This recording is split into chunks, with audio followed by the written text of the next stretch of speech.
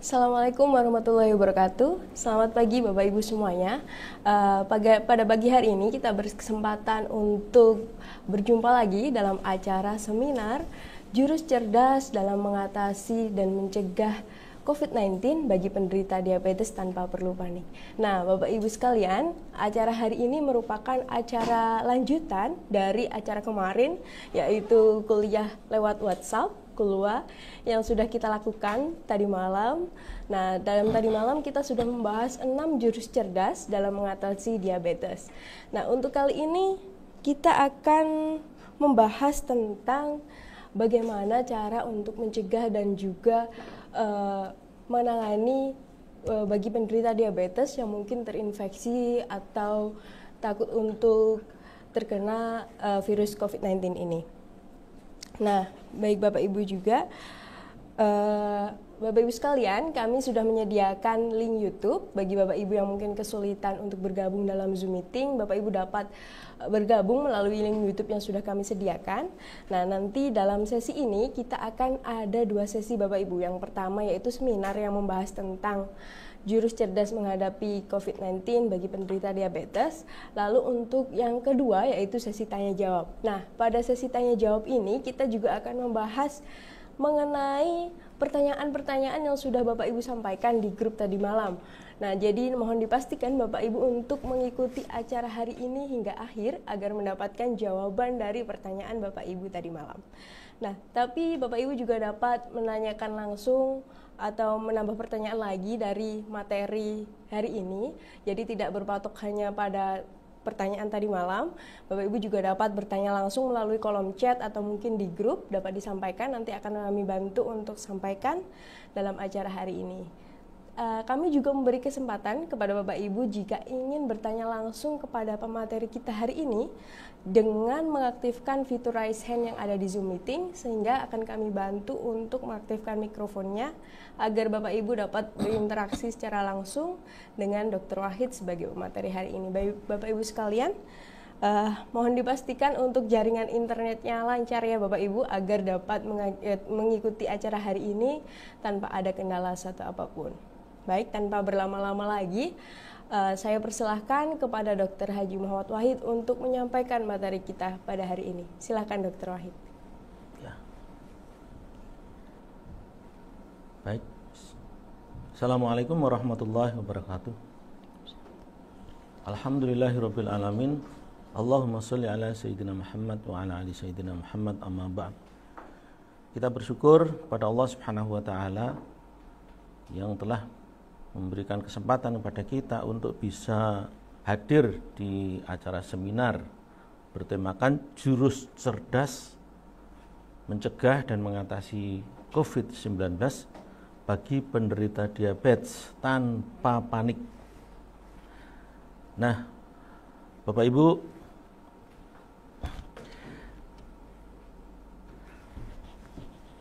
penyebab COVID itu adalah virus ya. Untuk gejala-gejala virus, gejala-gejala orang yang terkena penyakit corona, virus COVID-19, saya kira sambil jalan ya. Sambil jalan nanti kita akan temukan gejala-gejala itu, dan ini sudah familiar untuk kita semua. Kita langsung pada sesuatu yang memang ingin kita pahami lebih detail di hari ini. Jadi, penyebab dari COVID-19 ya, SARS-CoV-2 itu adalah virus, yaitu virus RNA.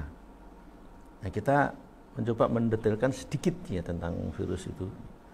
Di virus itu kurang lebih gambarnya seperti ini ya.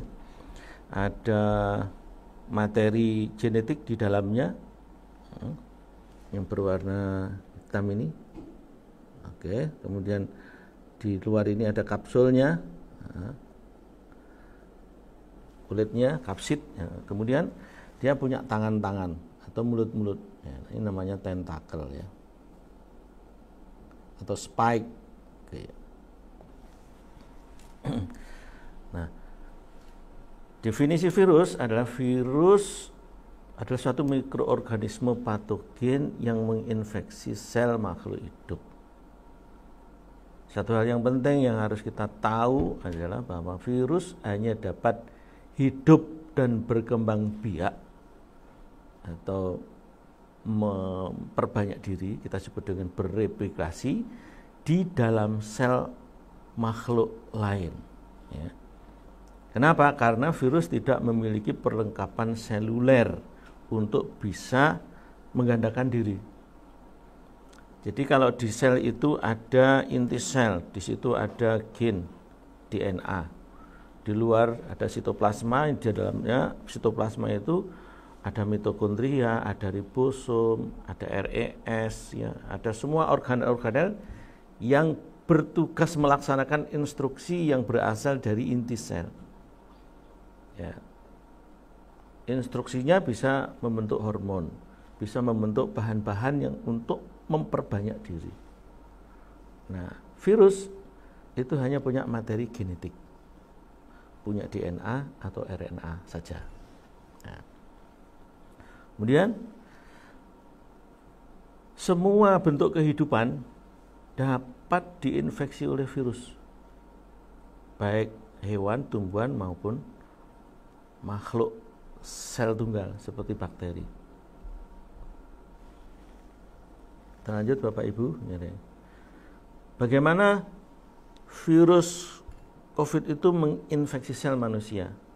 Ini adalah gambaran sel, oke, di mana ada dinding sel ini, kemudian ada inti sel, kemudian di luar di dalam dinding sel, di luar inti sel ada organel-organel. Situ ada ribosom, ada Golgi apparats, kemudian ada RES, kemudian, nah disitulah gambaran dari sel ini. Nah, virus itu mempunyai tentakel. Jadi sebelum masuk ke dalam sel, maka tentakel atau spike ini akan menempel ke dinding sel. Menempelnya ke dinding sel itu milih juga. Jadi spike, tentakelnya atau tangannya atau mulutnya itu memilih sel-sel yang cocok dengan kondisi tentakel itu. Nah, tentakel itu di situ ada hormon angiotensin. Nah, yang bisa ditempeli oleh virus, ya, virus itu adalah sel yang di dindingnya ada reseptor hormon. Dalam hal ini reseptor hormon angiotensin. Nah, ini gambarannya, ini adalah reseptor hormon ya. Nah, ada di dinding sel. Dari sini nanti angiotensin ini akan menuju ke reseptor hormon angiotensin di sini. Nah, begitu. Setelah itu terjadilah inokulasi ya. Virus itu masuk ke dalam sel. Jadi setelah menempel terjadi inokulasi, masuk pada saat yang sama mantelnya itu dibuka sehingga tinggal materi genetiknya aja yang masuk ke dalam di dalam sel. Selanjutnya terjadilah replikasi ya, dari RNA atau DNA ini masuk ke inti, nah, atau kalau dia virus RNA, dalam hal ini virus corona, hanya sampai di sitoplasma sini akan memerintahkan organel-organel ini melalui RNA-nya. Terjadilah replikasi gen, ya, replikasi dari virus itu, dan akhirnya merusak hormon ACE2, angiotensin converting enzyme 2. Padahal dia angiotensin converting enzyme 2 itu adalah bertugas untuk merangsang terjadinya kontraksi sel. Nah, kalau dia rusak, maka sel ini tidak berkontraksi, gitu ya. Nah, ini bagaimana cara menginduksi, bagaimana cara lebih detailnya kerja, ya, seperti ini tadi pelekatan, setelah itu penetrasi, ya. Jadi inokulasi masuk, nomor satu ini pelekatan, yang kedua jalur reseptor ini masuk. Nah, ini sampai di sini RNA ini mengendalikan semua organel-organel yang ada untuk membentuk materi virus baru. Jadi terjadi banyak virus, ya. Materi genetiknya RNA juga terbentuk, materi kapsulnya terbentuk, materi untuk membuat tentakelnya itu terbentuk, jadilah virus baru dan kemudian keluar di sini. Kalau sudah keluar, maka virus ini akan mencari sel-sel yang lain, dan sel yang sudah diperlakukan seperti ini mengalami kerusakan.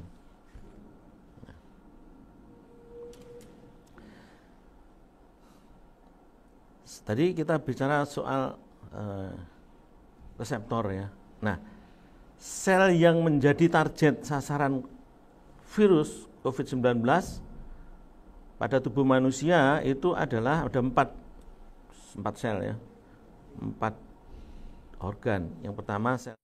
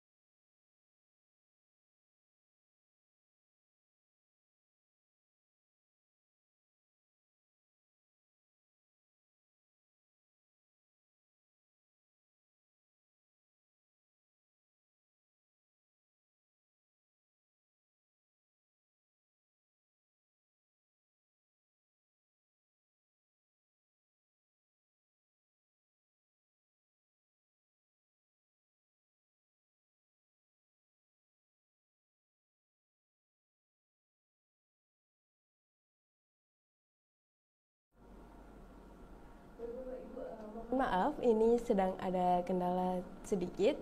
Tadi sempat terputus jaringannya. Untuk saat ini sedang kami perbaiki dahulu.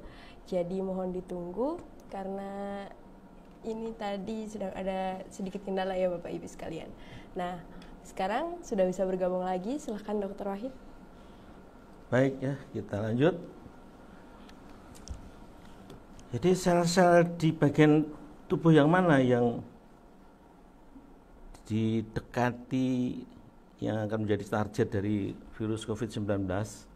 Itu ada 4 macam: sel paru, sel jantung, sel ginjal, dan sel pencernaan makanan. Jadi padahal kita tahu fungsi dari hormon angiotensin adalah memerintahkan sel untuk melakukan kontraksi. Misalnya kontraksi sel jantung untuk memompa darah, kontraksi sel paru untuk mengembang dan mengempiskan, ya. Kemudian apabila terjadi perintah ini terganggu, maka tidak kontraksi. Jadi gagal jantung, gagal napas, gitu, ya. Kalau gagal jantung itu lebih cepat terjadinya karena sel-sel jantung itu dia berkontraksi dan itu kerjanya langsung. Tapi kalau sel-sel di paru-paru gagal napasnya itu karena sel-sel di paru itu tidak berkontraksi. Sedangkan yang mengembang dan mengempiskan gerakan pernapasan itu adalah sel-sel otot pernapasan yang ada di dada. Jadi orang yang kena COVID-19 itu dia bernapas, mengembang dan mengempiskan dadanya, ya, tampak seperti orang yang bernapas, tetapi organ parunya yang tidak ada pergerakan. Jadi kayak orang bernapas di tempat yang kosong oksigen. Itu perasaan orang-orang yang sudah pernah mengalami sesak dari COVID-19. Nah, bagaimana caranya agar supaya virus itu tidak masuk sel, ya, seperti sel paru, sel jantung, sel pencernaan, sel ginjal. Jadi diblokade yang pertama, blokade jalur masuknya. Jalur masuk melalui mana? Misalnya melalui mulut. Ya, dia akan sampai ke lambung dan usus sampai akhirnya infeksi.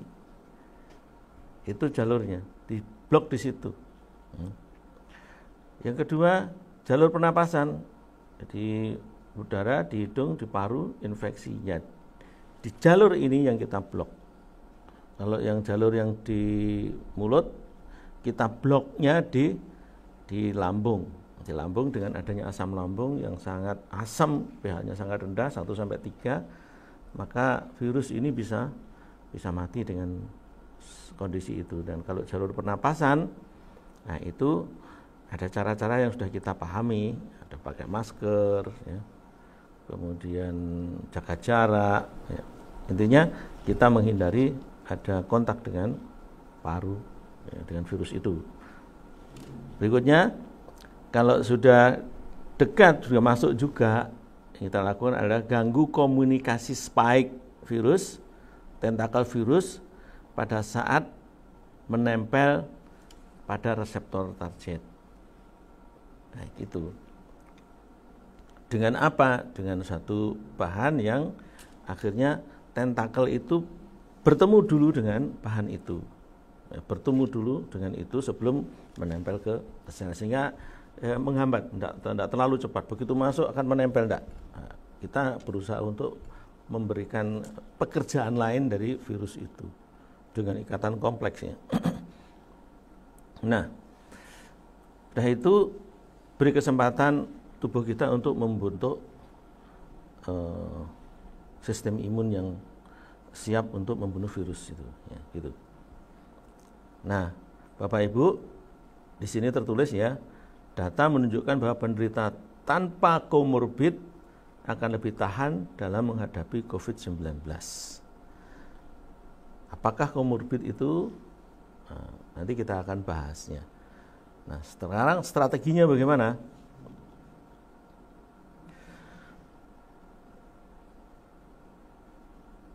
Yang pertama adalah kita pahami virus tidak ada obatnya.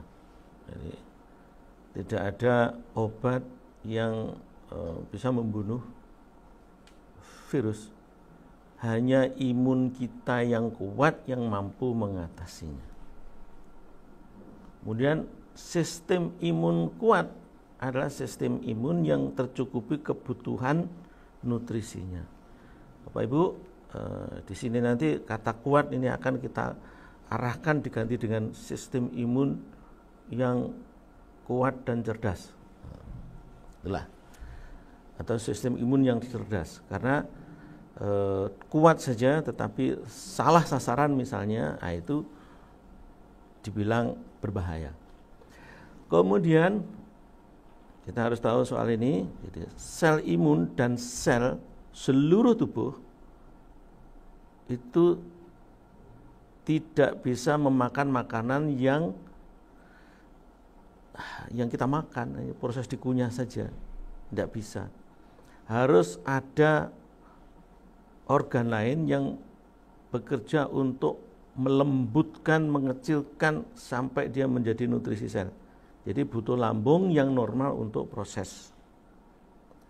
Berikutnya, ada bagian lambung yang bertugas untuk memproses makanan menjadi nutrisi sel itu yang namanya asam lambung. Ya. Jadi kalau sel kita ini ini ada makanan, maka sesungguhnya makanan ini tidak dikenal oleh sel. Ya, yang dikenal oleh sel kalau dia nasi misalnya ini dirubah dulu menjadi glukosa, baru bisa dikenali oleh sel dan dimakan oleh sel. Daging, sate di sini misalnya, dia proteinnya harus dirubah menjadi asam amino, baru bisa masuk sel. Minyak atau lemaknya dirubah menjadi asam lemak dan gliserol, baru bisa dimakan oleh sel. Ya. Mineral Fe, Mg, Ca ya, yang ada di tulang misalnya, dia harus dirubah menjadi ion. Vitamin dibebaskan dari ikatannya, dan yang melakukan itu semua adalah asam lambung.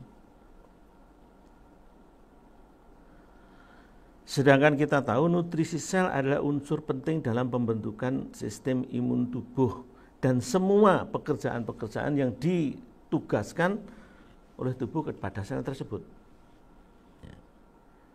Jika nutrisi selnya cukup, jumlahnya cukup, variasinya cukup terpenuhi, tidak ada komorbid dan badai sitokin yang akan terjadi. Jadi, kalau semua terpenuhi, maka tidak akan ada penyakit komorbid. Kalau tidak ada komorbid, maka insya Allah tidak juga terjadi badai sitokin yang kita kenal berbahaya untuk orang yang terkena COVID-19. Gitu. Nah, apa itu komorbid? Bapak Ibu sudah sering mendengar komorbid. Nah, inilah komorbid adalah penyakit penyerta selain penyakit utama yang sedang diderita. Itu. Yang penyakit penyerta itu menjadikan penyakit utama itu menyebabkan fatal, menjadi lebih berat. Orang kena virus corona bisa bertahan, bisa mengendalikan semua sistem tubuhnya, tapi begitu dia ada komorbid, maka sistem di dalam tubuh itu tidak bisa terkendali dan tidak punya kemampuan untuk mengatasi virus yang masuk. Jadi komorbid bisa sendirian, diabetes saja misalnya, atau banyak, ada diabetes, hipertensi, ada osteoartritis, ya, atau autoimun ya, itu. Maka kita tahu bahwa komorbid yang sering disebut-sebut ya di media atau para dokter atau siapa saja bicara soal komorbid ini biasanya ada penyakit diabetes, penyakit jantung, hipertensi, gitu ya. 3 ini yang sering disebut. Oh, apa komorbidnya? Punya hipertensi. Oh, makanya pernah dalam waktu seminggu udah fatal dan meninggal. Oh, dia punya diabetes. Oh ya, makanya terus dan seterusnya. Kenapa jadi fatalnya? Baik, ini data yang coba kita cermati Bapak Ibu. Jadi, yang pertama ini kita lihat bahwa 10% penderita COVID meninggal, jadi 9,4. Jadi kasus di DKI ya, yang dilakukan risetnya oleh FKUI dan Dinkes. Ya. Kemudian umur, nah, dari umur itu yang paling banyak ya umur-umur yang orang sering punya komorbid, yaitu umur 50 sampai 69. Ya, yang paling kecil itu adalah yang antara di bawah remaja, yang masih usia anak-anak dan remaja itu 10 sampai 19, paling kecil. Kemudian yang lebih kecil lagi dari usia, maksud saya, ternyata dia lebih banyak daripada usia-usia remaja, yaitu umur 0 sampai 9 tahun, 4%. Baik, kita pahami ya, yang paling banyak usia-usia di mana komorbid muncul pada usia itu.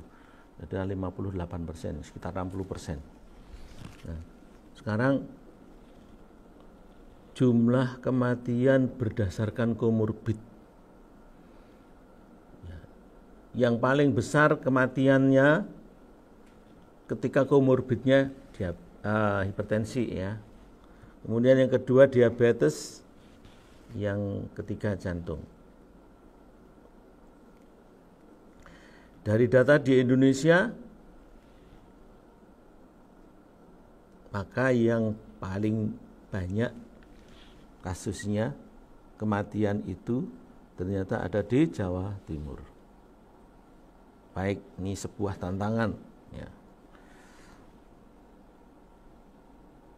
Mengapa diabetes akan memperburuk kondisi orang yang terkena COVID? Nah, kita fokuskan sebenarnya pembicaraan kita ke diabetes.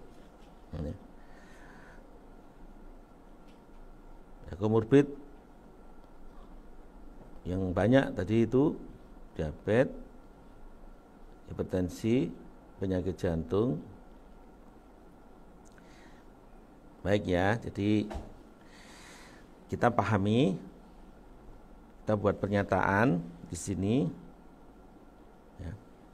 Umumnya dikatakan yang pertama ini, baik diabetes, gangguan jantung, hipertensi adalah penyakit gangguan metabolik, sindrom yang disebabkan oleh resistensi insulin.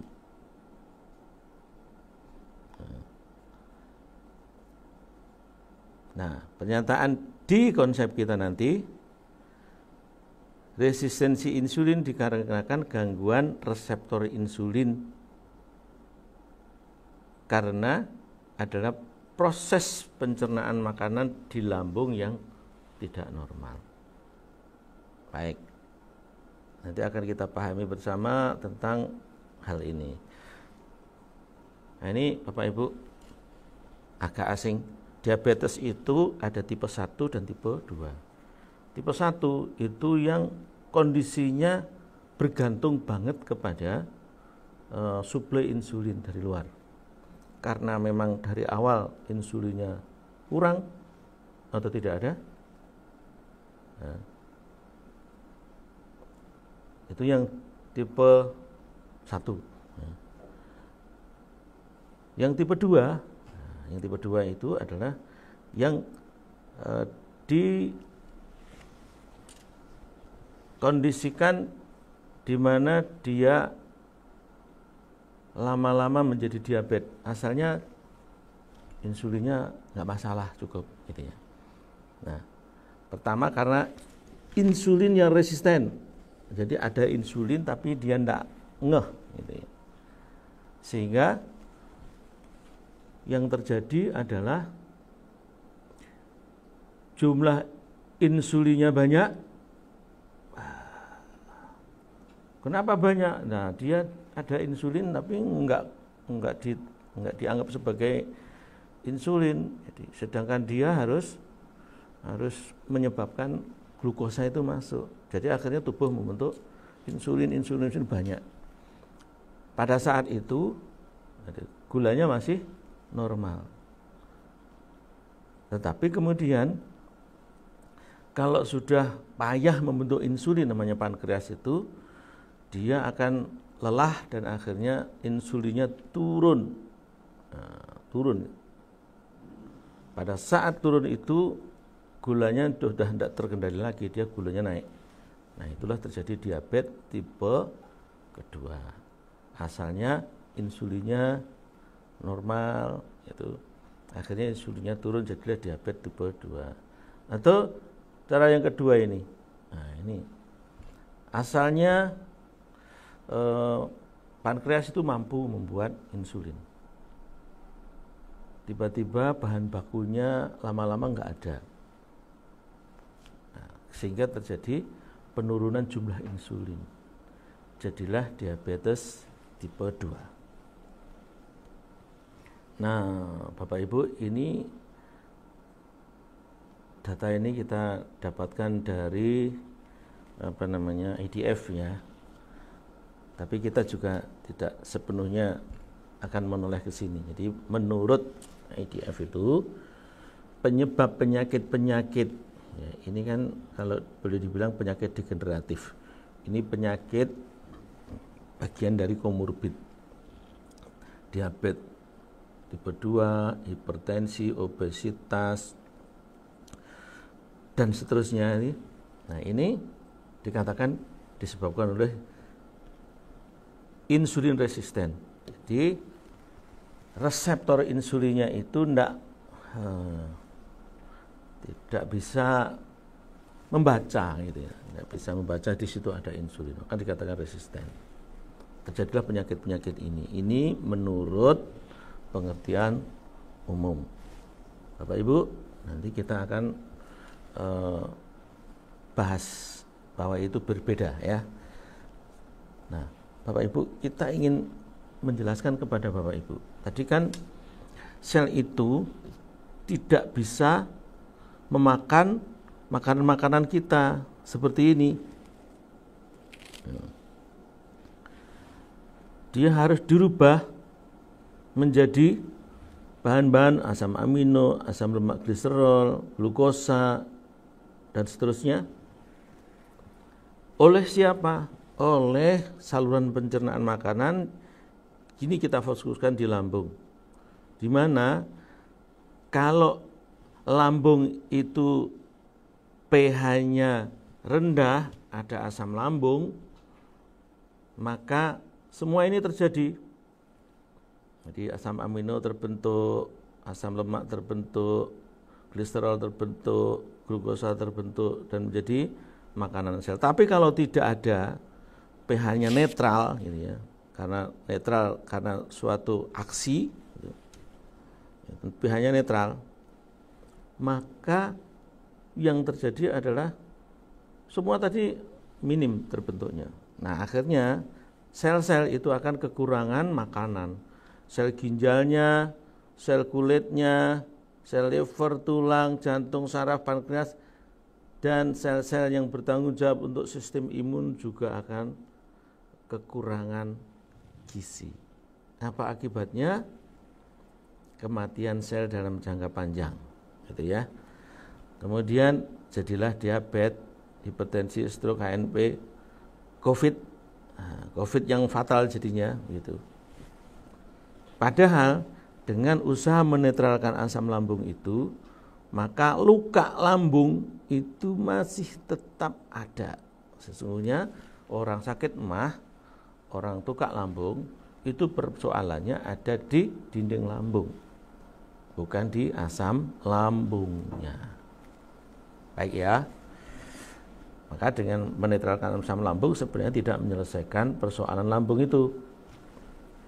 Nah, sedangkan kita tahu itu founder dari konsep Kanus menyampaikan, jadi Pak Iwan Beni menyampaikan bahwa manusia sehat adalah manusia yang sekian triliun selnya dapat makan. Manusia yang sehat adalah manusia yang sekian triliun selnya dapat makan. Kita itu manusia antara 60 sampai 100 triliun sel. Gitu. Bisa saja sebenarnya bahan makanannya cukup banyak dan cukup bervariasi. Tetapi dengan proses yang salah tetap tidak bisa memenuhi kebutuhan dari triliunan sel itu. Jadilah penyakit degeneratif. Nah, sekarang kalau kita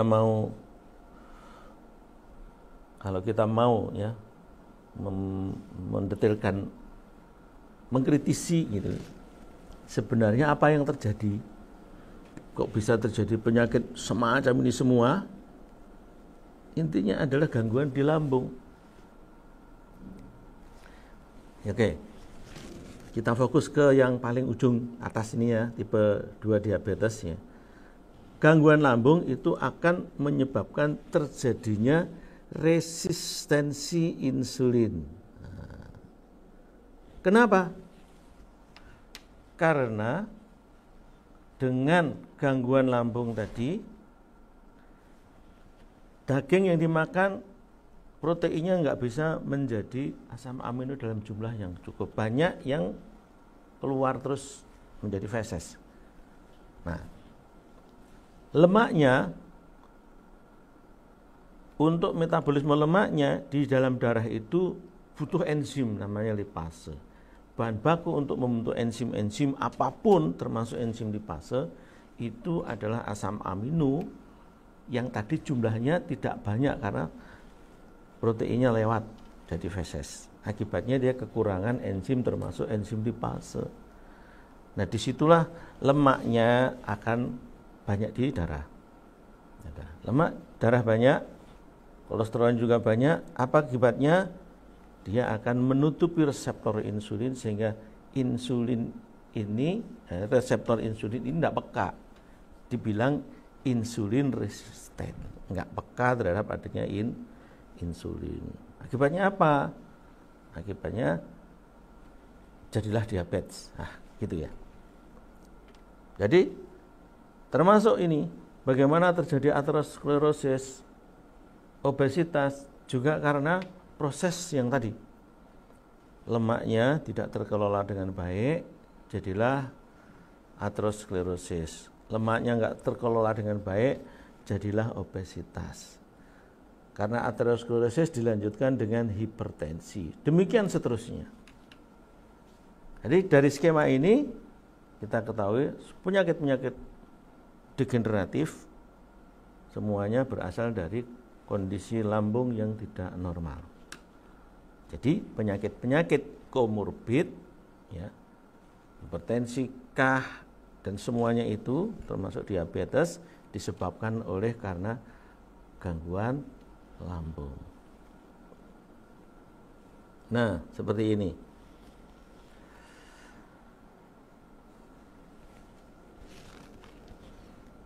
Gangguan lambung, ya, kita sebut saja ini ada banyak. Dispepsia, gastritis, ulkus duodenum, ulkus gastricum, GERD. Itu apabila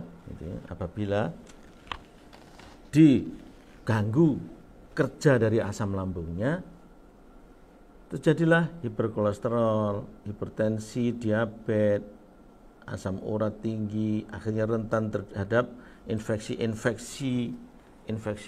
tipes, usus buntu. Nah, kenapa? Asam lambungnya enggak ada. Kuman tipes mestinya mati di lambung, dia masih hidup sampai akhirnya ke usus halus. Jadilah tipes. Demikian sampai ke usus buntu dan seterusnya. Nah, jadilah kanker juga. Nah, pembahasan tentang kanker ada sendiri.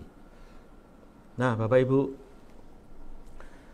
orang yang terkena COVID-19 itu ada kalimat namanya badai sitokin. Badai sitokin yang sangat mematikan itu ya. Bagaimana bisa terjadi? Ya. Kita tahu Bapak Ibu, kalau komorbid tadi di dalam darahnya itu penuh dengan metabolit, lemaknya tinggi, kolesterolnya juga tinggi, proses-proses metabolismenya juga enggak normal karena kekurangan enzim, maka sel-selnya juga mengalami kelemahan, sel-selnya kelaparan. Nah, baik dari situ kita tahu bahwa itu adalah suatu sindroma metabolik namanya. Nah, pada kondisi terserang oleh virus COVID-19, maka sel yang terkena, yang terserang itu, dia memberikan sinyal kepada sistem imun. Sinyal itu berupa protein yang kita sebut dengan sitokin. Macam-macam bentuk sitokin, ada interferon, ada histamin, ada DAM, dan seterusnya. Itu semuanya sinyal. Sinyal yang diberikan oleh sel ini bahwa dirinya diserang virus. Setelah sinyal ini, maka sel-sel imun ini merespon dengan segera membentuk antibodi. Antibodi bisa dalam bentuk IgM, atau dengan sinyal itu sel-sel limfosit itu bekerja untuk mematikan virus itu, untuk memakan virus itu, ya, sel-sel makrofag namanya, atau sel-sel dendrit gitu ya. Nah, itu kemudian terakhir segera terbentuk antibodi namanya imunoglobulin G ya, IgG. Nah, kecepatan gitu antara sel yang melambai-lambai, saya terserang dengan sitokinnya itu, dengan sinyal berupa sitokin itu sangat mempengaruhi terjadinya badai sitokin. Jadi maksudnya gini, ketika sel itu terserang, dia akan mengeluarkan sitokin. Sitokin akan terbaca oleh sistem imun dan segera ada imun yang bekerja untuk menghalau, untuk membunuh virus dan membunuh sel tadi. Nah, tetapi kalau responnya lambat, tidak segera ada, maka ini sambatnya terus. Terbentuk sitokin lagi, sitokin lagi, sitokin lagi, sitokin lagi, sitokin lagi. Karena nggak ada respon. Ya. Kenapa nggak ada respon yang cukup? Karena pertama, kalau ada sindrom metabolik, sel-selnya ya memang sakit, memang kelaparan. Di dalam tubuhnya banyak metabolit, nah, dalam darahnya banyak metabolit, sehingga responnya lambat, diterima lambat, membentuk imun-imunnya juga lambat. Nah begitu. Terus akhirnya terus dikirim terus sitokin. Nah dari situ sitokin yang banyak ini nanti tahu-tahu sistem imun melihat, wah ini sangat banyak ini virusnya mesti banyak ini, sampai sinyalnya begitu besar. Nah, respon imun terhadap kondisi ini yang berbahaya. Sampai akhirnya ya mungkin virusnya mati, sel-sel yang terserang mati karena memang kerjanya untuk membunuh virus sekaligus dengan sel-sel yang sudah terserang tadi. Tapi Bapak Ibu, karena banyaknya respon itu akhirnya sel-sel yang normal terganggu.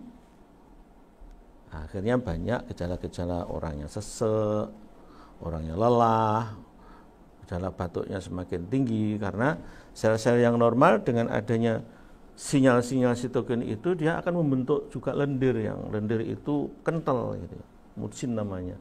Makanya batuknya juga tidak begitu mengeluarkan dahak yang encer, dia dahaknya kental dan rasangan batuknya juga hebat. Karena itu kondisi yang kompleks inilah yang membuat pasien itu bisa berlanjut dengan meninggal. Gitu. Gimana? Saturasi oksigennya pasti rendah lah. Kondisi paru-parunya banyak musin gitu ya, tidak banyak berkontraksi karena hormon ACE2 tadi sudah rusak dan seterusnya. Nah, itu yang disebut dengan badai sitokin. Ya. Apa gejalanya? Nah, dia ada ya, hiperinflamasi itu kata lain dari peradangan ya, respon dari imun yang tinggi. Gejalanya juga demam, ya. Kemudian bengkak, kemerahan itu tanda inflamasi, sesek. Seseknya itu orangnya masih bernapas gitu ya, bernapas, tapi tidak terlalu ada pergerakan di paru. Kelelahan ya, pasiennya merasa lemes, tidak berdaya, mual itu bisa terjadi ya. Karena itu sudah berat untuk orang yang sudah kena badai sitokin ini, rawat di rumah, ketika isoman harus dibawa ke rumah sakit untuk mendapatkan pertolongan di ICU gitu.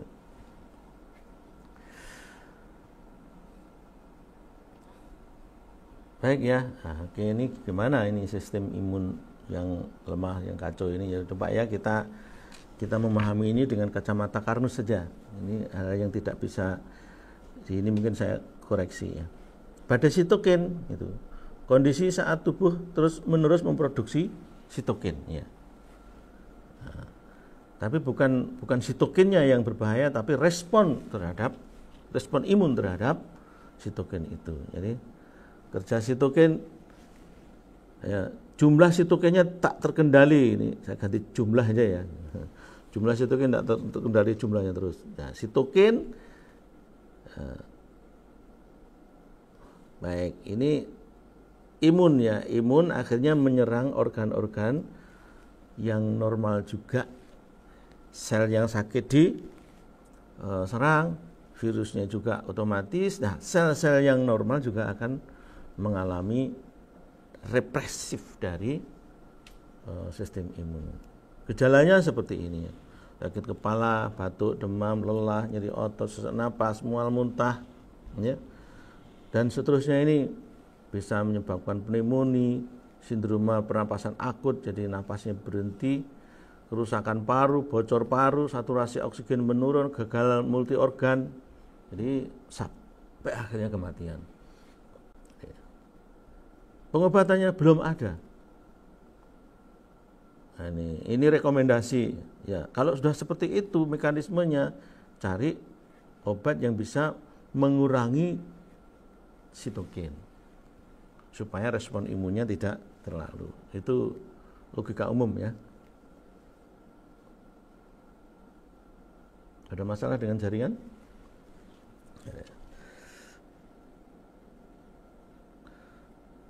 Ya, pengobatan tentu sesuai dengan gejala yang ada. Baik, jadi badai sitokin itu bisa menyebabkan kematian. Ya.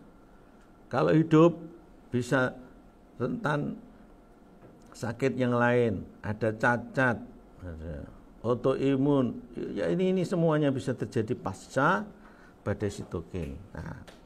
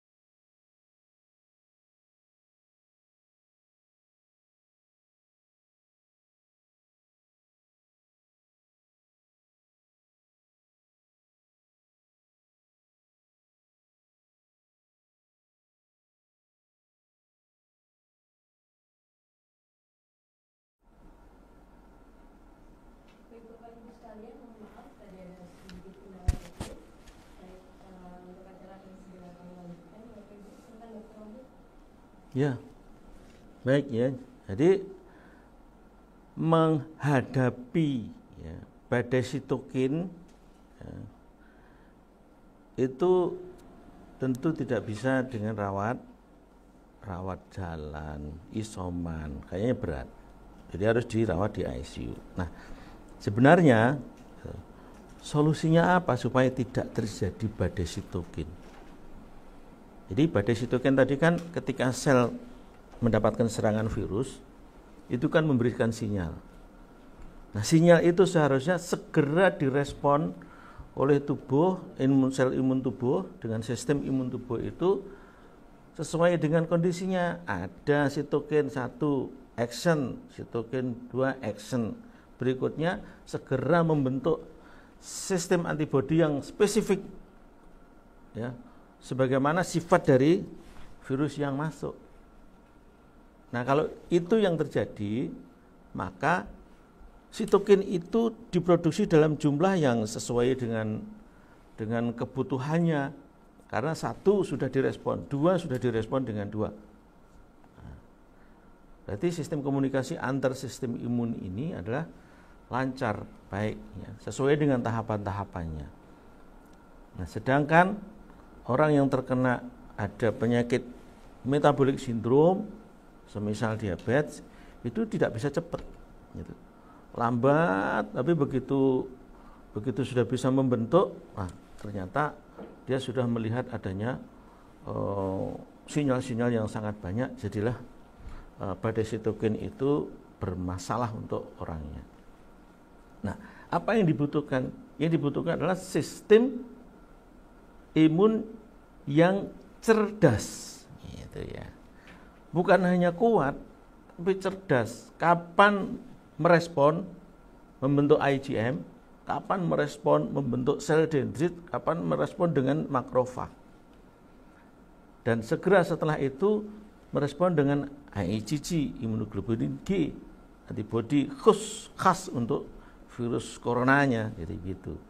Nah, kalau sekedar kuat saja, tapi akhirnya ngawur, gitu. Semuanya dimakan, akhirnya jadilah fatal.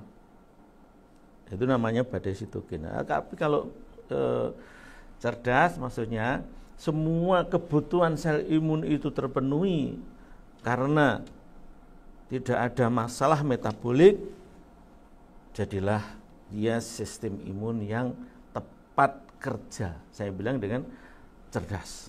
Nah, gitu Bapak Ibu. Nah, bagaimana solusinya? Solusinya adalah perbaiki lambung Anda, jalankan konsep Karnus sebagaimana yang sudah disarankan oleh sang founder Pak Iwan Beni. Nah, Bapak Ibu, kita tahu ya bahwa semua sel tubuh kita itu butuh saluran pencernaan makanan untuk mengolah makanan yang kita makan menjadi nutrisi sel, gitu ya. Apa yang dikerjakan oleh saluran pencernaan makanan itu ketika di lambung, maka awal dari pekerjaan yang sangat penting untuk proses pencernaan makanan itu ya di lambung itu. Di lambung itu dengan adanya asam lambung.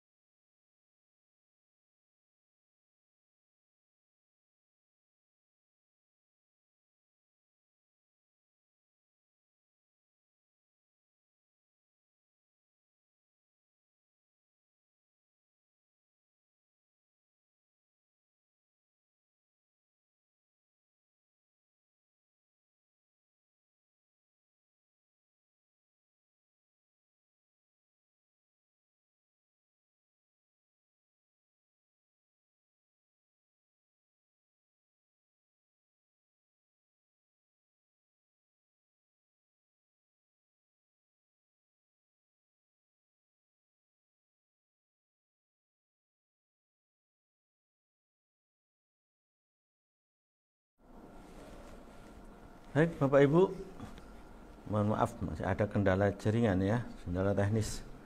Saya ulang, jadi sesungguhnya gitu, kalau kita kepingin sehat gitu, optimal tubuh kita itu ya pastikan namanya saluran pencernaan bekerja baik. Dan pencernaan makanan yang penting mengawali semua dari pekerjaan pencernaan itu adalah di lambung. Jadi di lambung itu makanan itu dikerjakan di situ selama 4 jam. Padahal semua kerjaan itu butuh waktu 8 jam. Jadi di lambung itu separuh dari pekerjaan itu waktunya yang dibutuhkan. Ya. Dan yang paling utama bekerja adalah asam lambung. Asam lambung ini adalah pertama berfungsi menghancurkan makanan kita secara fisik. Misalnya daging, dipisah antara lemak dan proteinnya. Protein dipisah dengan protein satu dengan protein lainnya. Demikian juga lemaknya. Gitu. Bahkan dia juga bisa bekerja secara enzimatik. Protein yang sudah dipisah-pisah tadi ada yang terpecah menjadi asam amino. Nah, selanjutnya kalau masuk saluran ketika masih di dalam lambung itu juga ada enzim pepsinogen yang diaktifkan oleh asam lambung menjadi pepsin. Dia bekerja untuk mencernakan protein itu.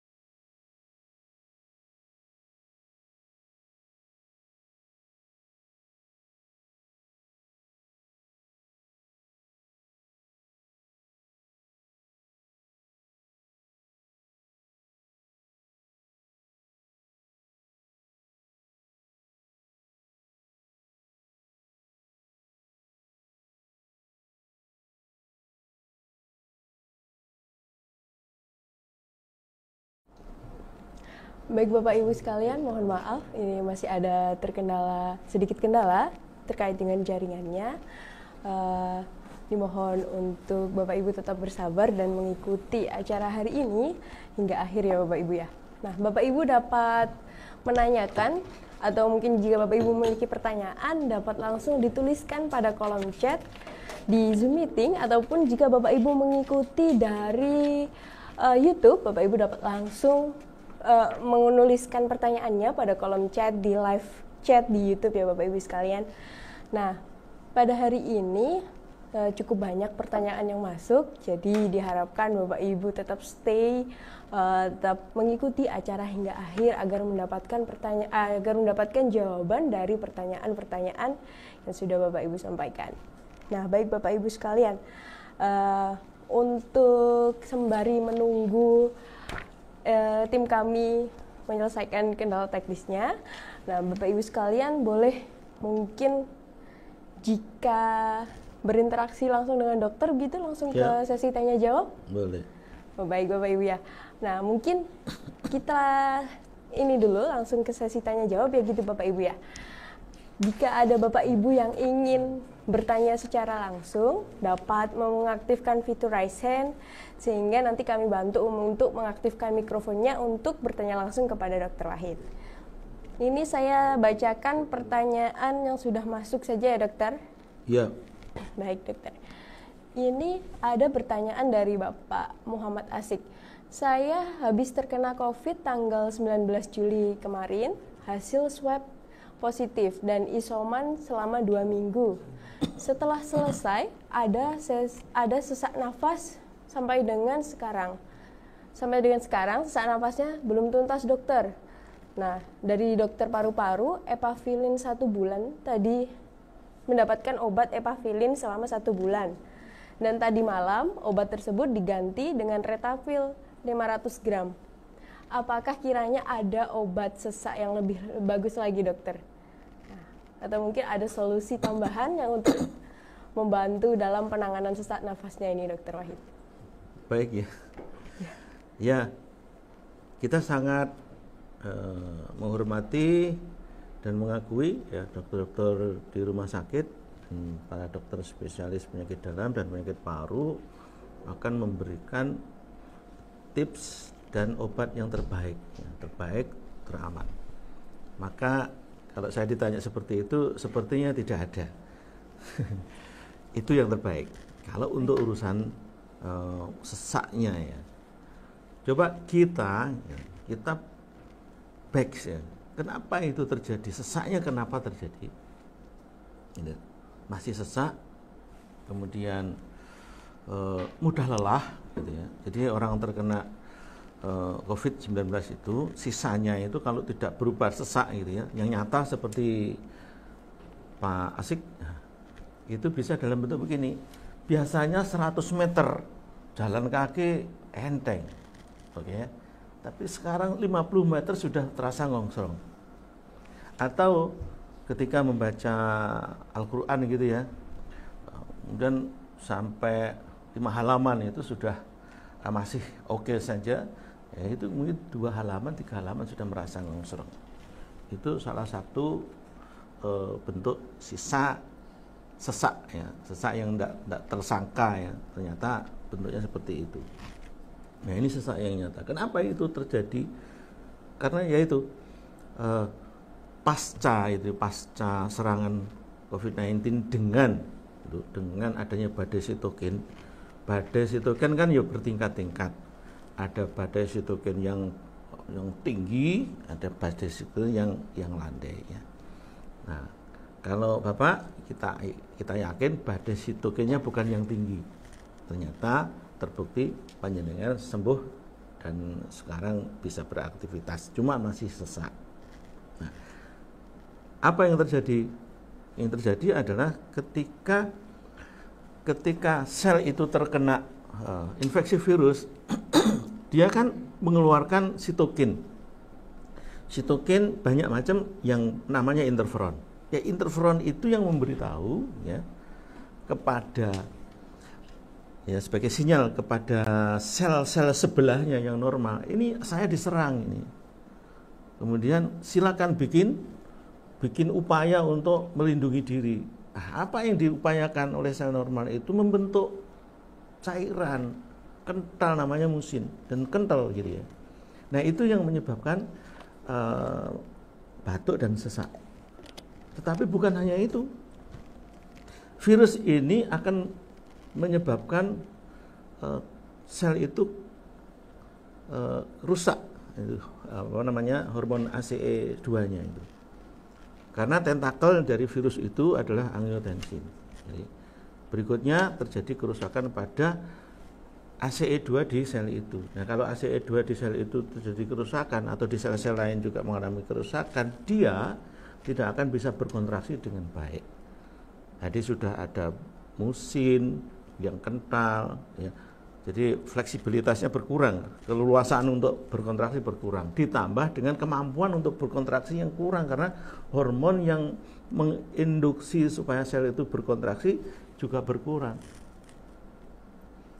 Nah, apa yang harus kita lakukan selain obat-obat yang sudah terbaik diberikan kepada panjenengan, yaitu sel-sel ini semua ya, termasuk sel tubuh yang manapun, sel-sel tubuh di paru, di jantung yang bekas kena serangan virus itu harus tercukupi bahan makanan untuk mereka membentuk enzim, membentuk hormon, jadi untuk energi harus terpenuhi. Terpenuhi betul. Jadi terpenuhi jumlahnya, terpenuhi jenisnya, variasinya. Makanya saran kita adalah makan banyak lauk, dan bervariasi. Syaratnya makan banyak lauk dan bervariasi itu sampai juga jadi nutrisi yang dibutuhkan oleh sel itu, saluran pencernaan makanannya oke, normal, baik. Nah, baiknya saluran pencernaan makanan yang normal, yang baik itu ketika asam lambungnya itu eksis, ada, jumlahnya cukup normal dan tidak dikebiri dengan konsumsi obat-obat yang mematikan asam lambung itu. Jadi itu kira-kira jawaban sementara. Insya Allah dengan itu berangsur-angsur membaik. Ya. Baik, terima kasih Dokter Wahid atas saran yang telah diberikan. Nah, dokter tadi kalau tidak salah untuk materi yang terakhir disampaikan adalah pentingnya organ lambung dalam penanganan atau dalam masa penanganan atau menjaga kesehatan, terutamanya dalam penyakit degeneratif ya dokter ya. Yeah. Nah, kalau mungkin boleh diteruskan dokter, kira-kira konsep Karnus itu penerapannya seperti apa dalam penanganan penyakit degeneratif ini, khususnya diabetes, Dokter Wahid? Nah, ini kan kalau lambung kita normal, penyakit-penyakit kayak diabetes, hipertensi, kolesterol itu, maka sudah tidak dikhawatirkan lagi hadirnya. Kalau dia sudah hadir, tidak dikhawatirkan akan berlarut-larut sampai mempercepat umur, gitu ya. Maka yang kita harapkan adalah bahwa betul-betul kita itu menjadikan lambung itu bekerja dengan baik. Caranya gimana?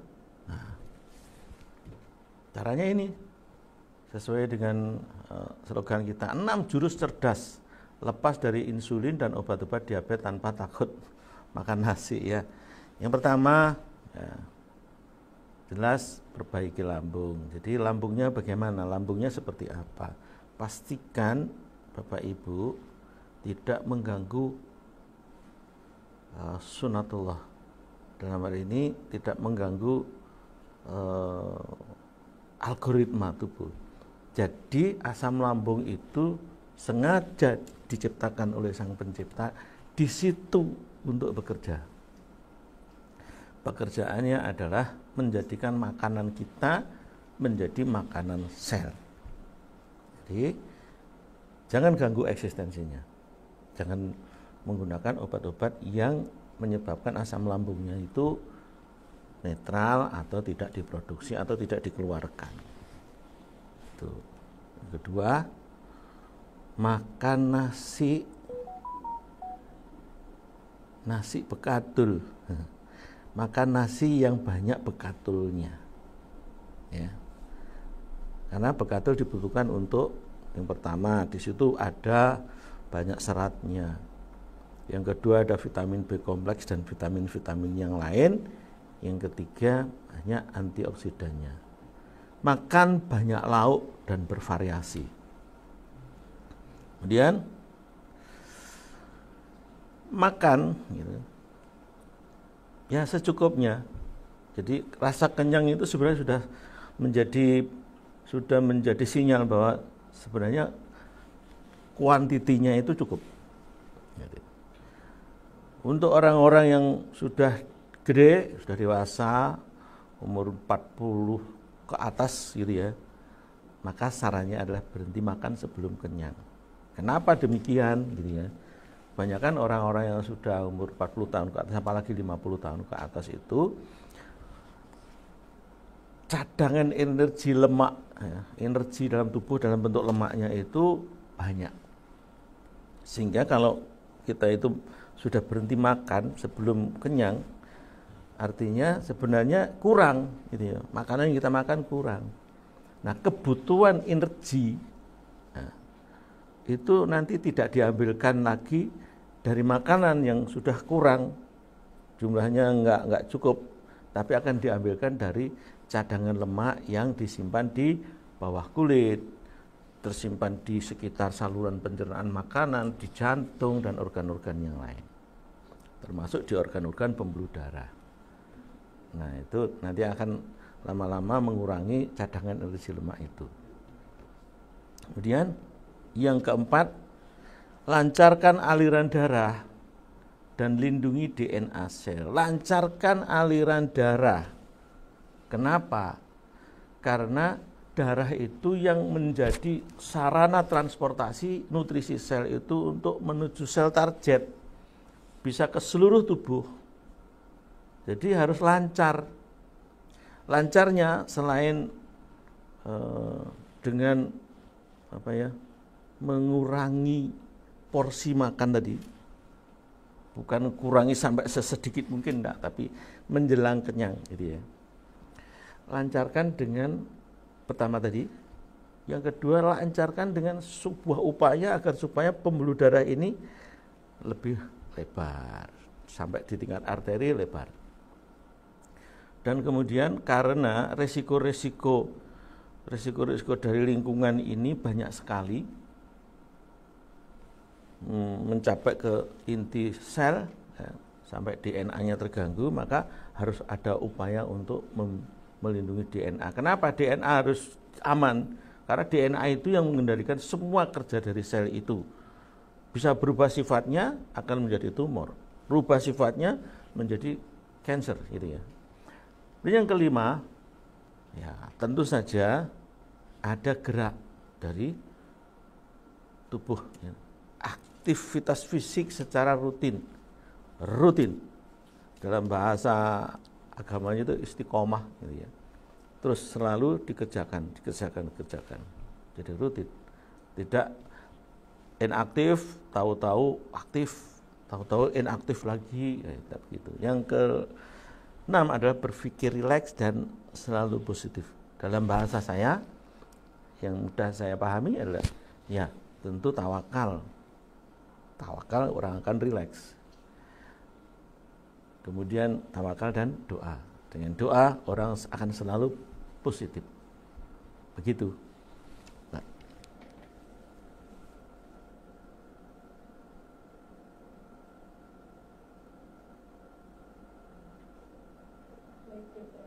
Untuk saya berlanjut ke pertanyaan selanjutnya ya dokter ya. Ini dokter, apakah betul orang yang terkena diabetes harus meminum obat seumur hidupnya dokter? Silakan dokter. Ya, kalau kena diabetes minum obat seumur hidup mau memang. Jadi begini, kalau kita memahami proses terjadinya suatu penyakit degeneratif, itu memahami, ada pemahaman sebagaimana yang kita pahami, maka kita akan tahu dari titik mana pengobatan itu dilakukan. Kalau penyakit diabetes itu disebabkan karena budeknya reseptor insulin yang disebut dengan insulin resisten, dan insulin resisten itu disebabkan karena adanya kekotoran di sekitar sel, banyak lemak beredar di situ dan lain-lain. Maka kita akan bertanya lagi, kenapa banyak kotor di dalam darahnya, terutama lemak? Ternyata karena metabolisme lemaknya enggak sempurna. Metabolisme lemaknya terganggu. Terganggu kenapa? Karena enzim lipasenya kurang. Enzim lipase kurang kenapa? Ternyata banyak makanan yang dia makan itu tidak menjadi nutrisi. Banyak protein daging yang dia makan tidak menjadi asam amino. Dari situlah tidak terjadi lipase. Kenapa? Banyak daging, banyak protein yang lewat, tidak menjadi asam amino. Ternyata proses enzimatik itu tidak berjalan, tidak efektif, karena enzim-enzim bekerja terhadap satu bahan yang masih besar. Kenapa masih besar? Karena penghancur utamanya ternyata minim jumlahnya atau bahkan tidak ada. Siapa dia? Asam lambung. Jadi begitu, makanya agar supaya goalnya adalah sembuh dari penyakit diabetes dengan urutan terjadi seperti itu, maka diawali dengan menyempurnakan kinerja lambung itu berupa menghindari hancurnya asam lambung. Itu yang pertama. Jadi tetap harus ada. Loh Pak, kalau misalnya perih gimana? Lindungi mukosa lambung itu dengan suatu bahan. yang dia tidak bisa dihancurkan oleh asam lambung. Kita kenal itu namanya pati resisten yang berasal dari pisang. Diekstrak kemudian diminum, tidak terjadi pertemuan antara asam lambung dengan sel-sel dinding lambung, termasuk yang luka tadi, sehingga tidak perih. Nah, ada luka, ada sel-sel yang rusak di situ, segera rekonstruksi. Kebutuhannya apa? Kebutuhannya asam amino yang berasal dari protein kolagen. Makanya diberikan kolagen supaya dia cepat juga menjadi asam amino. Kolagennya harus yang tipe kecil. Ya. Tipe kecil itu kita kenal dari tipe 3. Jadi ada rangkaian asam amino yang enggak banyak. Nah, begitu kena asam lambung, sel dia putus di situ, sehingga secara lokal akan segera bertemu dengan sel yang di lambung itu. Tidak menunggu diproses di bawahnya, ada enzim-enzim di usus halus masuk ke pembuluh darah, darah seluruh tubuh baru nyampe ke lambung lagi, tidak begitu. Nah, itu yang harus kita lakukan. Jadi dari sinilah pertanyaan bisa terjawab. Seharusnya penyakit diabetes tidak minum obat seterusnya, seumur hidupnya sampai mati. Tetapi bahwa dia masih butuh obat untuk menurunkan kadar gula, oke. Tapi suatu saat dengan perbaikan dari sistem algoritma tubuh yang kita ikutin ini, masalahnya di lambung, ya lambung yang diselesaikan, nanti insya Allah penyakit-penyakit degeneratif termasuk penyakit diabetes bisa berhenti minum obat. Baik, terima kasih Dr. Wahid atas jawabannya. Berarti artinya ini memang harus kita perbaiki secara pelan-pelan dahulu ya dokter ya, baru nanti secara bertahap dapat melancarkan sistem metabolisme tubuh, lalu sehingga harapannya konsumsi obat dapat dihentikan, begitu ya dokter. Baik dokter, ini ada pertanyaan selanjutnya. Dokter, saya penderita diabetes sejak 5 tahun yang lalu. Lalu pada tanggal 5 Juni kemarin terkena positif COVID-19. Nah, lalu pada tanggal 21 Juni sudah negatif dokter. Tapi yang dirasakan hingga sekarang tubuh masih terasa nyeri, lalu cepat lelah dan lain-lain. Dan juga hasil tes darah setelah terkena COVID selalu tinggi dokter. Seperti gula darahnya 220, kolesterol 320, dan juga untuk untuk gula darahnya 220 hingga 320, untuk kolesterolnya 224, dan untuk asam uratnya sekitar 6,8 hingga 8 dokter. Padahal sebelum terkena COVID gula darahnya hanya seputaran 170 dokter. Nah, untuk kolesterol normal dan asam urat normal. Kenapa dokter kira-kira bisa terjadi seperti itu, dan apakah kiranya hal tersebut bisa normal kembali dokter? Silakan Dr. Wahid. Baik ya. Bapak Ibu, yang kita tahu dan kita yakini virus COVID-19 itu yang punya reseptor terhadap tentakelnya virus COVID itu adalah sel paru, sel jantung, sel saluran pencernaan makanan, dan sel ginjal. Oke, setelah kita paham ini, kita mencoba kira-kira yang menyebabkan berefek di sistem yang menyebabkan diabetes tapi lebih parah itu seperti apa. Kalau saya mencoba nyorot di sistem saluran pencernaan makanan. Apabila gitu ya, sistem saluran pencernaan makanan, sel-sel di usus gitu, itu terganggu ya, dirusak oleh virus COVID-19 dengan juga badai sitokina tentunya ya. Kita tahu ya, sel saluran pencernaan makanan itu mulai dari mulut, lambung, sampai usus halus. Kalau sel-sel di dinding usus, sel-sel di dinding usus, sel-sel di lambung terganggu, termasuk sel-sel parietal yang mengeluarkan asam lambung, itu terganggu. Apa yang terjadi? Asam lambungnya juga menurun. Baik. Sekarang di sel di usus halus, kalau sel-sel yang di mukosa itu yang menghasilkan, ya, apa yang namanya yang bertugas untuk menyerap, itulah, menyerap makanan itu terganggu, maka juga akan terganggu pula, gitu. Kalau juga akhirnya, gitu ya, sel-sel saluran pencernaan makanan ini, ya, terganggu kelenjarnya, kelenjar pankreas misalnya, ya, juga akan memperparah. Tapi dalam hal ini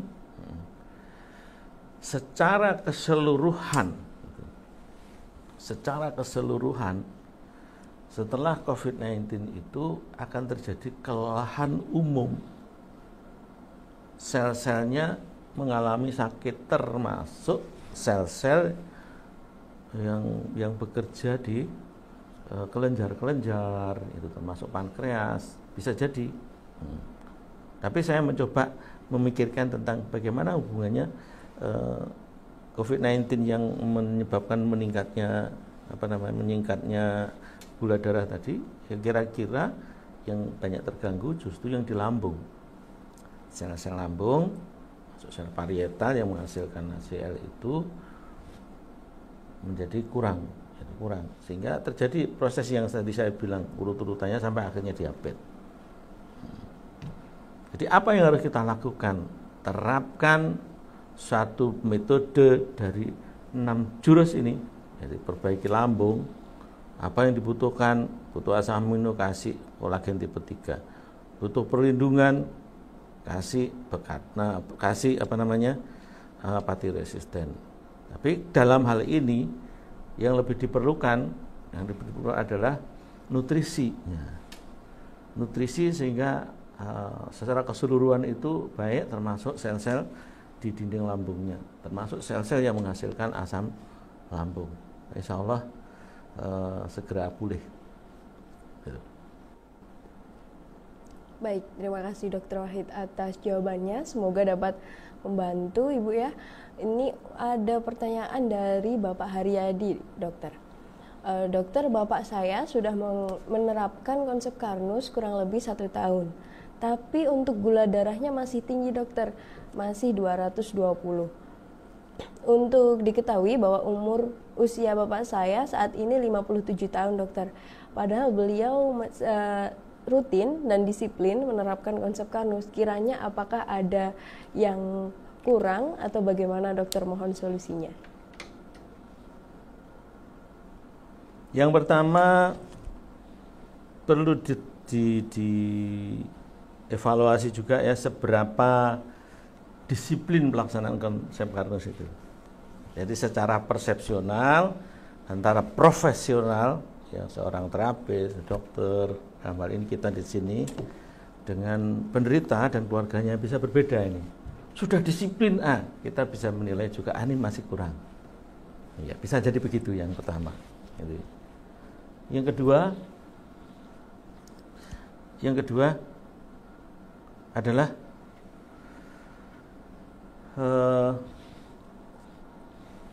penyakit-penyakit penyerta sebelum terjadinya diabetes, penyakit yang mendahului atau kondisi umum yang mendahului ya. Maksud saya apa? Misal ada penyakit lain yang pernah terjadi yang terkait dengan kesehatan pankreas. Misalnya pada orang pankreatitis. Nah, dia menginfeksi pankreas, otomatis ya kinerja dari pankreas saat itu dan setelahnya itu akan terpengaruh. Ya, dia kualitas dari pankreasnya enggak optimal, jadi rendah. Ketika kita terapkan konsep ini ya, dia bisa memperbaiki tapi enggak maksimal. Bisa sebab itu ya, penyakit lain. Yang kedua, pankreas itu ya, ada yang merangsang. Semua organ itu ada yang memerintah untuk bekerja, dari hormonal dari kelenjar hipofisis sampai akhirnya kepada hormon ini, kelenjar ini sampai akhirnya pankreas. Kalau ini memerintahkan pankreas bekerja secara hormonal, juga secara inervasi dari pusat otak di saraf misalnya, ya dia akan bekerja dengan baik. Nah, apabila terjadi rangsangan saraf menuju ke sana itu terganggu misal ada saraf kejepit di sistem tulang belakang misalnya. Nah, itu pankreas itu bisa tidak ada yang merangsang untuk kerja sehingga dia akan menurun, jumlah enzimnya menurun, jumlah hormon-hormonnya menurun, dan dengan semua risikonya terjadi. Jadi kalau kita bicara apa saja kemungkinan penyakit-penyakit itu, ya selain persoalan yang lebih umum ini dari lambung, ya tadi ada penyakit pankreatitis, infeksi, atau penyakit-penyakit karena saraf kejepit, atau penyakit-penyakit yang mengganggu sistem hormonal yang lain karena ada tumor sedikit atau tumor yang di luaran, atau bahkan mungkin tumor di sekitar pankreas itu sehingga sel beta dalam pulau Langerhans di pankreas itu tertekan sehingga kerjanya kurang maksimal. Ya, kira-kira banyak hal ya. Tapi bahwa dengan adanya sesuatu yang bisa diupayakan dengan konsep Karnus ini, kita sangat bersyukur. Allah alam begitu. Baik, terima kasih Dokter Wahid atas jawabannya. Berarti harus dievaluasi secara menyeluruh ya dokter dari penerapan dari konsep Karnus ini. Nah, baik dokter, ini ada pertanyaan yang sering ditanyakan oleh beberapa orang yang menerapkan konsep Karnus. Kiranya berapa lama penerapan konsep Karnus yang diperlukan sehingga bisa untuk gula darahnya normal kembali dokter? Dan apakah ketika seseorang ini menerapkan konsep Karnus, artinya obat-obat yang lain dihentikan untuk konsumsinya dokter? Mohon arahannya Dokter Wahid. Baik, yang pertama, obat-obat yang digunakan untuk menurunkan gula darah, baik yang diminum maupun berupa injeksi insulin, itu selayaknya dan seharusnya masih tetap dikonsumsi. Kenapa? Untuk menjadikan semua sistem itu bekerja dengan normal dan baik, itu kan butuh waktu. Nah, makanya masih dibutuhkan obat-obat yang bisa menurunkan kadar gula darah. Obat-obat itu bisa obat yang merangsang pankreas untuk membentuk insulin, atau obat-obat yang diinjeksikan dalam bentuk insulin. Masih tetap. Harapan kita justru obat yang diberikan itu bukan obat yang mecuti pankreas, tetapi obat yang justru meringankan pankreas. Pankreas tidak dipecuti tapi produknya ada, yaitu dengan disuntik insulin. Dengan demikian pankreas ini tidak sedang diporsir gitu ya. Nah, dengan begitu ketika semua proses metabolisme tubuh berjalan dengan baik, pankreasnya akan mudah terjadi rekonstruksi, perbaikan. Nah, jadi tetap obat itu terus kapan dengan konsep Karnus ini ya dijalankan, kemudian akan dirasakan perbaikannya secara umum gitu ya. Variasi personal berpengaruh ya. Ada orang-orang yang hanya minum sampai 2 bulan itu sudah selesai. Misalnya ibu siapa itu, istrinya Pak Jawahari yang udah viral itu. Ya, ini minum AG Cereal, Algati sesuai dengan dosis yang dianjurkan, dengan kondisi yang sangat sudah mengenaskan gitu di rumah sakit, dia berangsur-angsur membaik dan sembuh, akhirnya tidak perlu minum obat lagi. Nah, itu ada orang yang sampai sebegitu. Nah, tentu ada orang-orang yang kondisinya sudah sangat buruk gitu ya, metabolismenya sudah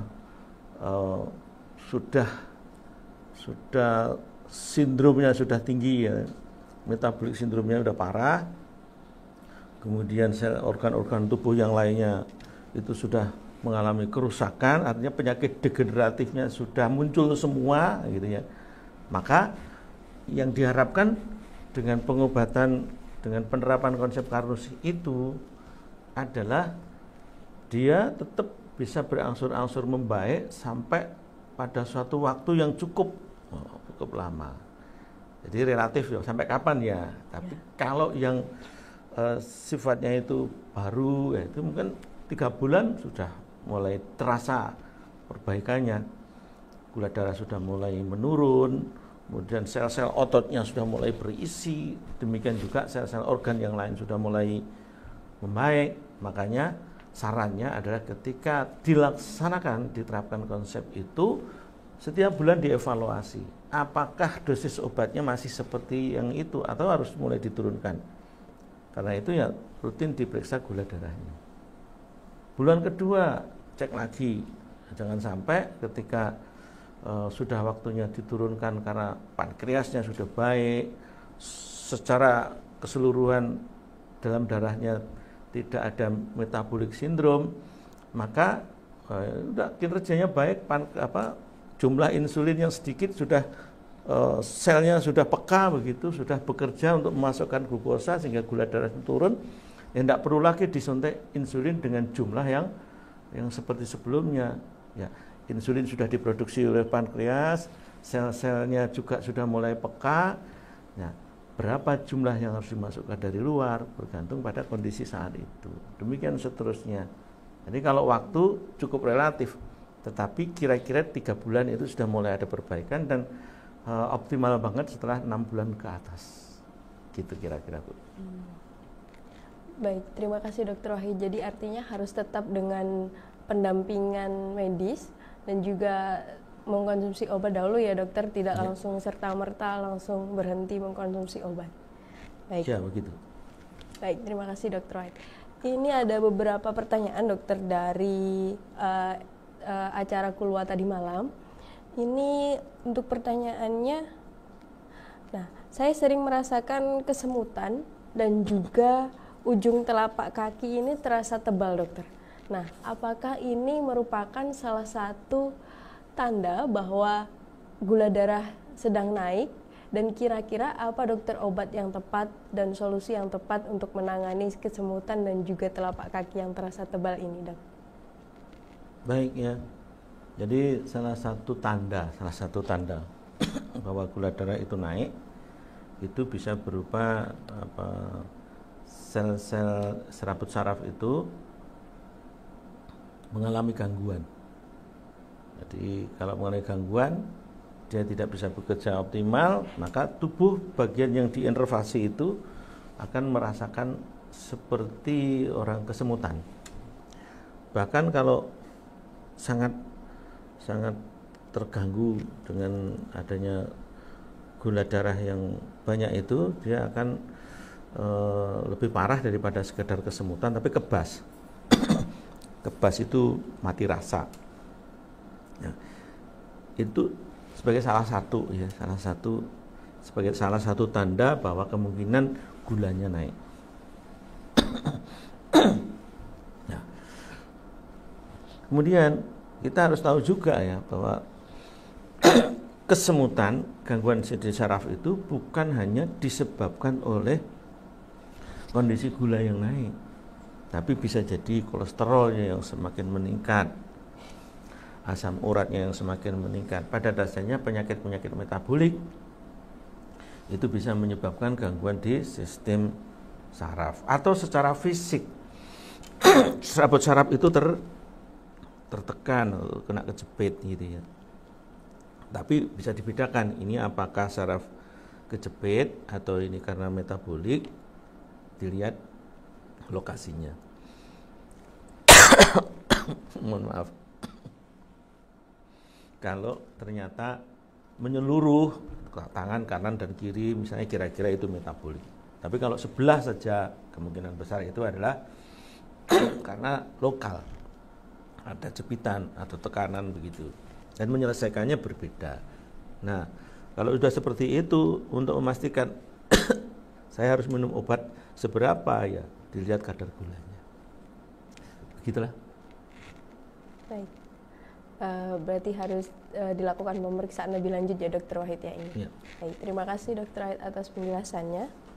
Nah, dokter tadi sempat disebutkan bahwa kira-kira dapat diindikasi beberapa faktor untuk rasa timbulnya mungkin kesemutan atau mungkin rasa kebas dan lain-lain, itu bisa terjadi karena permasalahan di syaraf atau mungkin atau tenang lain, atau mungkin kolesterol dan tekanan darah dan lain sebagainya. Nah, Dr. Wahid, apakah penerapan konsep Karnus ini dapat juga diterapkan dalam penanganan penyakit lain seperti asam urat ataupun hipertensi dan kolesterol, dokter? Iya. Itu kita tadi masih fokus di bagaimana diabetes itu ditandai dengan kadar gula darah yang tinggi. Kenapa tinggi? Tadi insulin nggak bisa maksimal bekerja. Karena apa? Karena metabolik tadi. Nah, terus sekarang bagaimana dengan kolesterol tinggi? Kenapa kolesterol tinggi? Karena metabolisme lemaknya nggak sempurna. Terus asam urat. Asam urat kenapa juga bisa tinggi? Nah, karena banyak kematian dari sel-sel. Nah, kematian dari sel-sel itu kan di DNA-nya juga keluar, ada kerusakan. Ya, purin di DNA itu metabolismenya akan menimbulkan atau salah satu sisa metabolisme berupa asam urat. Asam urat bisa tinggi di darah. Kenapa ada kematian sel? Nah, itu pertanyaannya harus dijawab. Kenapa banyak sel yang mati? Karena sel yang harusnya umurnya 120 dia mati di usia 100. Yang seharusnya 100 hari dia mati duluan. Jadi frekuensi kematian sel itu lebih tinggi. Nah, itu lebih tinggi sehingga dia akan menyebabkan konsentrasi dari asam urat juga meningkat. Apalagi kalau banyak mengkonsumsi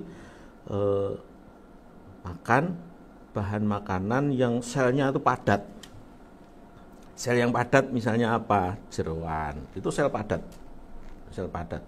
Sehingga ketika kita makan itu dalam tubuh kita akan memetabolisme DNA dari sel-sel itu, maka beban tubuh kita untuk mengelola DNA menjadi sesuatu yang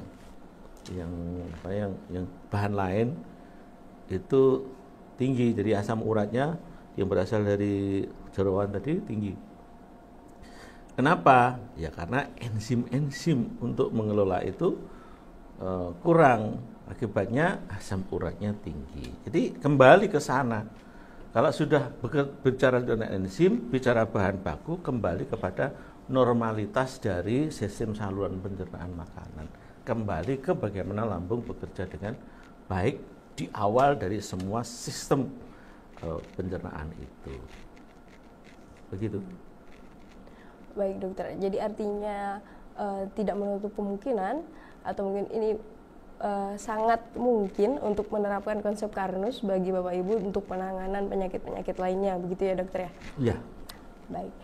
Baik, dokter. Ini tadi sempat disebutkan bahwa salah satu jurus atau salah satu cara untuk penanganan diabetes adalah dengan mengkonsumsi beras yang mengandung bekatul, dok.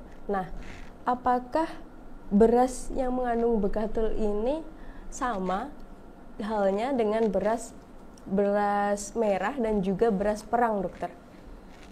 Mohon penjelasannya, dokter. Baik ya.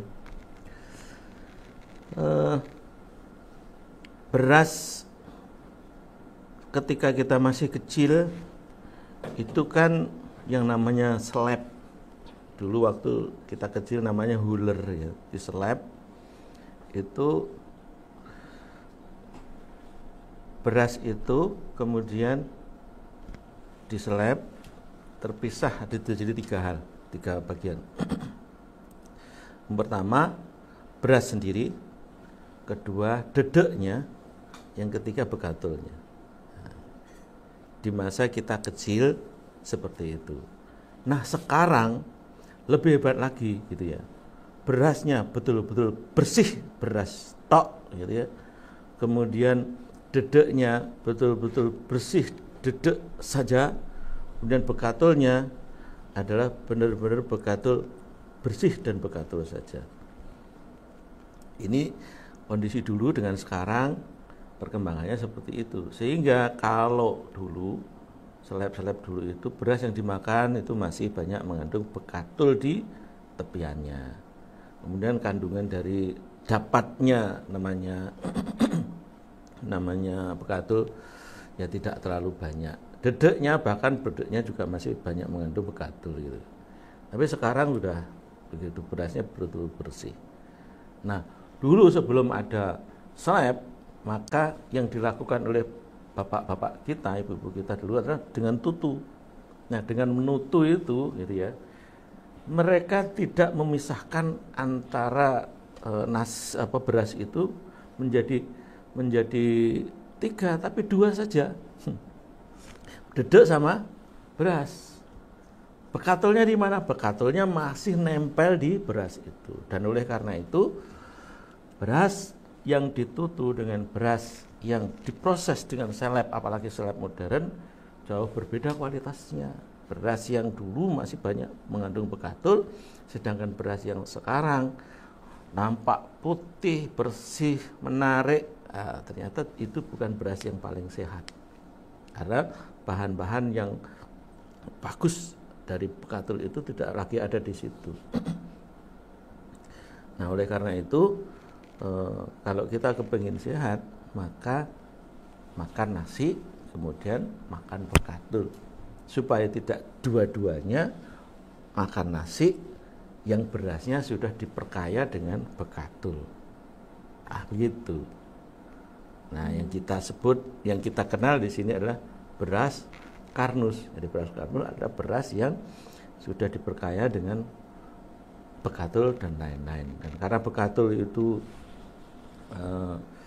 sifatnya itu kalau terkena ada proteinnya, ada lemaknya. Kalau kena oksigen itu terjadi oksidasi, tengik, makanya kemasannya juga kemasan yang kedap udara, tidak akan masuk oksigen dari luar ke kemasan itu.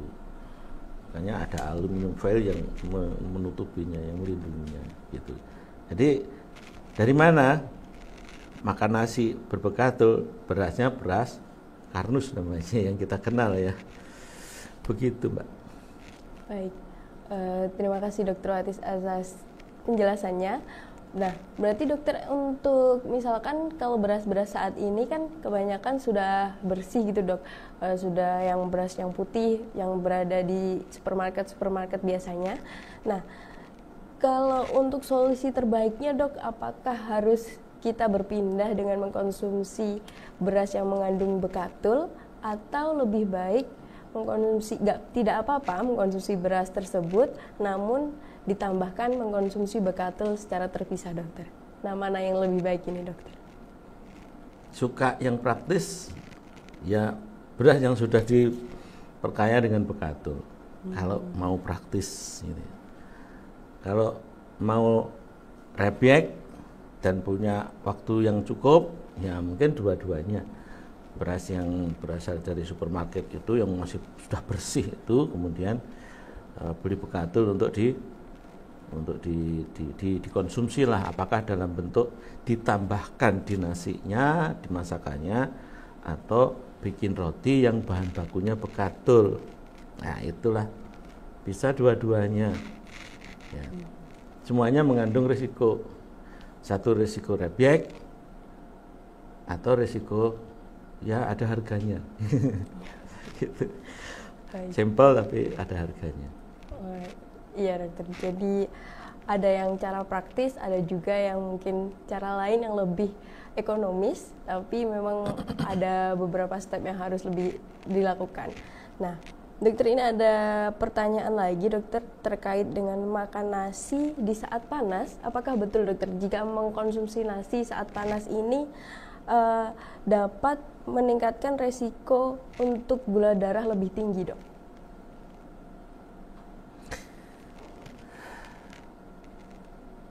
Nasi itu karbohidrat. Karbohidrat itu ya glukosa kumpul jadi satu karbohidrat.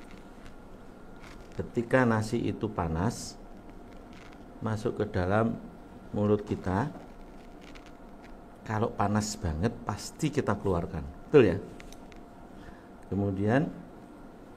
Kemudian kalau nasi itu masih betah juga kita mengunyahnya dengan suhu itu, maka akan tetap bertahan itu.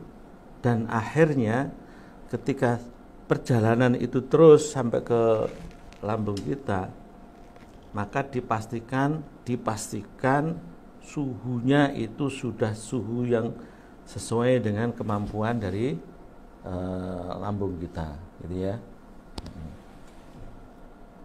Terus apa resikonya ketika makan panas? Ya nggak nyaman aja di mulut, ya, nggak nyaman aja di mulut. Nggak ada resiko yang sifatnya kimiawi, karena setelah di tubuh kita itu suhu optimal bekerjanya enzim-enzim itu kan ya suhu sekitar 37 dalam tubuh kita. Ya, itu yang kita harus pahami, bahwa di tubuh kita itu suhunya 37. Segala sesuatu akan bisa berjalan efektif sesuai dengan kebutuhan kita ya berkisar 37 ya, antara 36 dan 37 ya. Jadi makan panas tidak mempengaruhi apapun, karena dalam tubuh kita panas tidak mungkin masuk. Yang kedua, dia akan akan bekerja setelah sesuai dengan suhu tubuh. Enzim-enzim itu begitu. Jadi pertanyaannya dijawab tidak. Misalnya dingin ya, nasi dingin. Ya, dingin yang masuk ke dalam, masuk kulkas, kita makan. Barang yang masuk ke dalam tubuh kita juga akan menyesuaikan tubuh kita, karena tubuh kita juga akan memberikan pengaruh terhadap suhu yang ada di situ. Dan kalau nanti itu tidak juga menjadi sama dengan suhu optimal, ya tidak akan dicerna gitu. Nah, nanti setelah suhu itu sesuai, dia akan dicerna. Jadi tidak berkaitan. Ya. Baik, terima kasih Dr. Wahid atas jawabannya dan juga pencerahannya. Itu tadi pertanyaan terakhir dokter dalam sesi seminar kali ini. Nah, untuk saat ini karena tidak ada pertanyaan lagi dan juga waktu sudah menunjukkan. Oh ya, dari YouTube ada dokter ini. Pertanyaan dari YouTube. Oh ya. Kira-kira dokter, sampai batas mana diabetes ini dapat berisiko kepada kematian, dokter? Pertanyaan diulang. Sampai batas manakah diabetes dapat membawa atau berisiko untuk kematian bagi penderitanya, Dr. Wahid? Ya, diabetes yang dibiarkan itu kan bisa timbul komplikasi. Komplikasi yang umum terjadi, yang pertama adalah apabila gula darah terlalu tinggi akan terjadi koma. Namanya koma diabetikum. Nah, kondisi koma itu harus berada di rawatan intensif di ICU.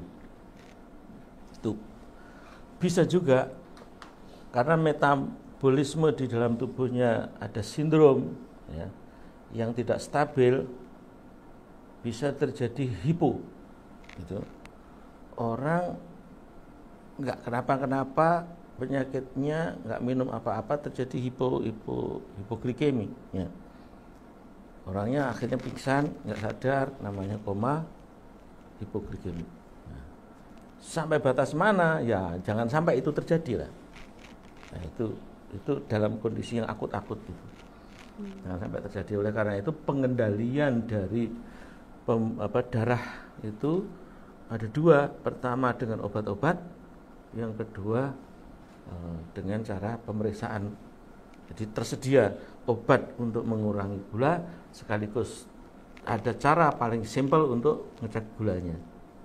Jangan sampai ini masih tinggi, minum obatnya tidak terkendali akhirnya drop. Atau ini sudah nggak tinggi, pakai dosis ini aja ternyata tinggi terus. Nah, itu. Sampai batas mana? Sampai batas bahwa kita harus mengendalikan tidak terlalu tinggi dan tidak terlalu rendah. Yang kedua, ada komplikasi, ya. Komplikasi jadi diabetes itu berupa luka yang kemudian tidak kunjung sembuh.